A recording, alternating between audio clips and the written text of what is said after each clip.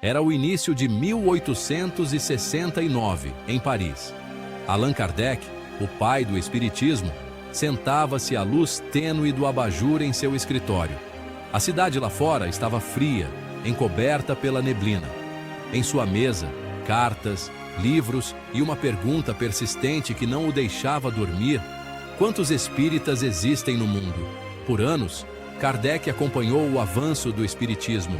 Das reuniões humildes nos salões franceses aos auditórios lotados em Nova York, seus ensinamentos atravessavam fronteiras. Mas ele queria mais do que histórias ou boatos. Queria números, fatos. Queria saber o tamanho real do movimento que ajudara a ascender. O espiritismo era só uma curiosidade ou já moldava sociedades? Kardec acreditava na segunda opção, mas precisava de provas. Não para si, mas para cada adepto que enfrentava dúvidas e zombarias. A pergunta queimava: quantos caminhavam com ele nessa trilha entre dois mundos? Então, naquela manhã nublada em Paris, Kardec decidiu fazer o impossível, tornar o invisível invisível, contar o incontável, dar números ao espiritismo.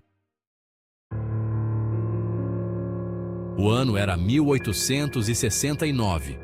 Não havia bancos de dados, nem internet, nem censos oficiais sobre crenças. Os governos não se interessavam em contar espíritas. Nem mesmo os jornais tratavam o movimento com seriedade. Kardec enfrentava um mundo de sombras na busca por dados. Não podia simplesmente escrever para um ministério ou consultar um cartório. Os espíritas eram, por natureza, discretos.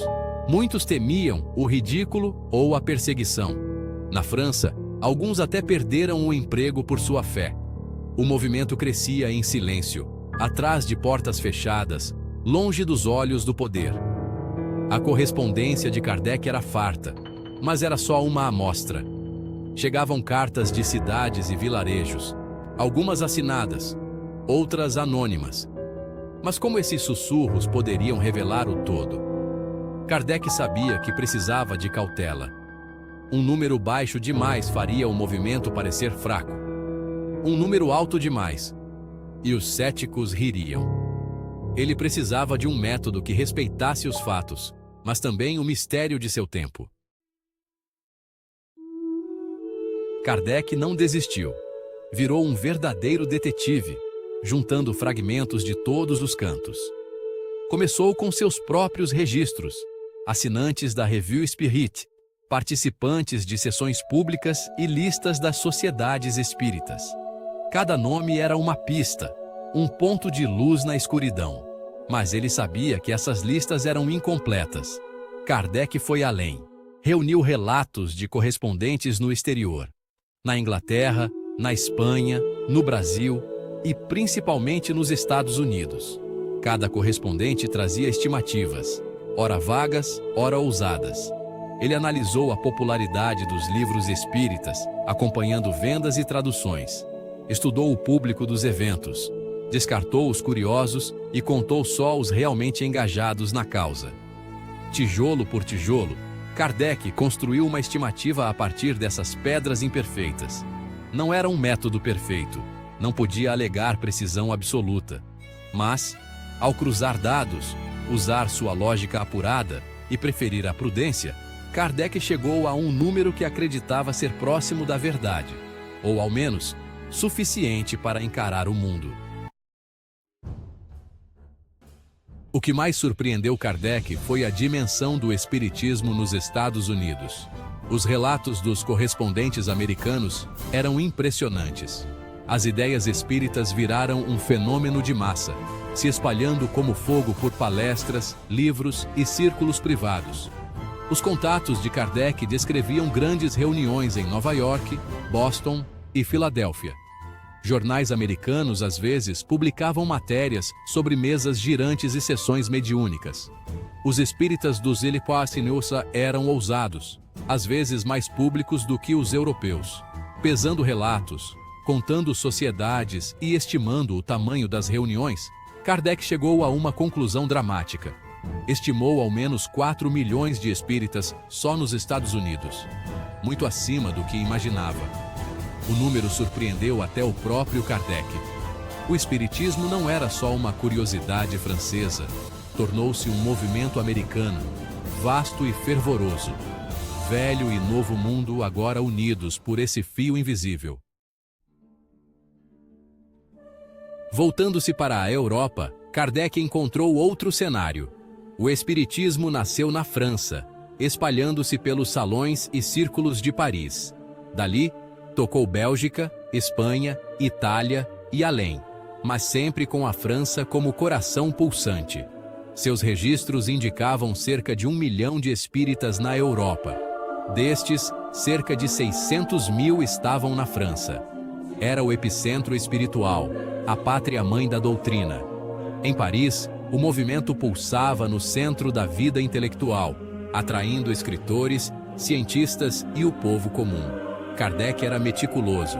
Contava assinantes, participantes de reuniões e fiéis em dezenas de cidades francesas. Cada número era conferido, discutido em cartas, debatido em círculos. O número, 600 mil na França, era prudente, mas motivo de orgulho. A Europa era menor, mais reservada, porém igualmente dedicada. Os números contavam a história de um movimento enraizado na tradição, mas de olhos no mundo. Chegou o momento. Kardec se colocou diante de uma plateia de espíritas, com os números em mãos. O ar era denso de expectativa. Até então, ninguém ousara estimar o tamanho real do movimento. Com voz firme, revelou os resultados. 4 milhões nos Estados Unidos, 1 milhão na Europa, 600 mil só na França. A plateia reagiu com espanto, mistura de incredulidade e alegria.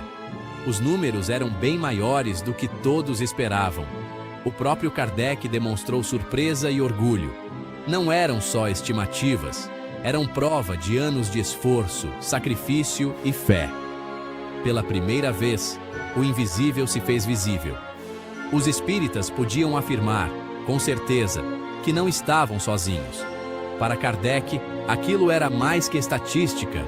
Era um momento de consagração, um sinal de que sua obra tinha gerado algo grandioso. Os números tinham um peso enorme. No século XIX, a força era medida em quantidade. Partidos, igrejas e movimentos sociais buscavam legitimidade pelo tamanho. Para o espiritismo, tantas vezes ridicularizado, os números traziam respeito. O senso de Kardec deu ao movimento um escudo diante dos críticos.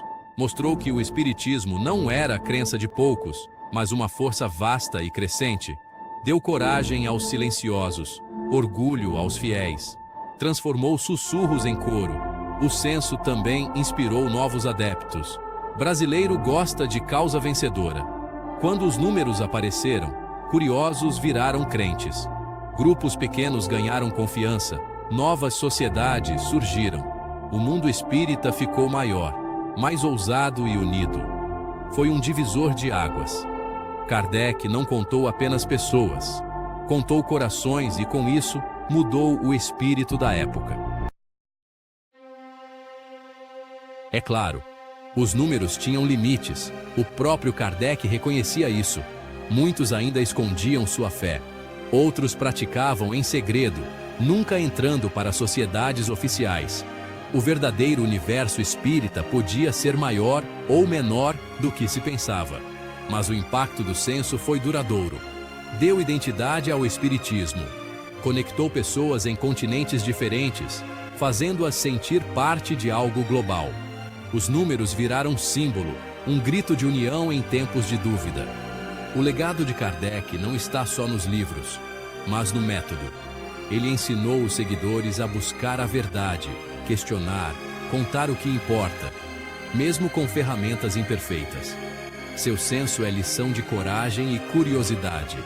As sombras sempre existirão, mas, a cada alma contada, a escuridão se dissipava e o futuro se tornava mais visível. Um século e meio depois, a pergunta de Allan Kardec ainda ressoa: quantos espíritas caminham pelo mundo hoje? Os números cresceram, e o movimento alcançou todos os continentes. No Brasil, na Europa, na África, a luz espírita continua brilhando. A busca de Kardec era mais que uma contagem. Era um ato de fé acreditar que o invisível pode ser revelado, que os dispersos podem se unir.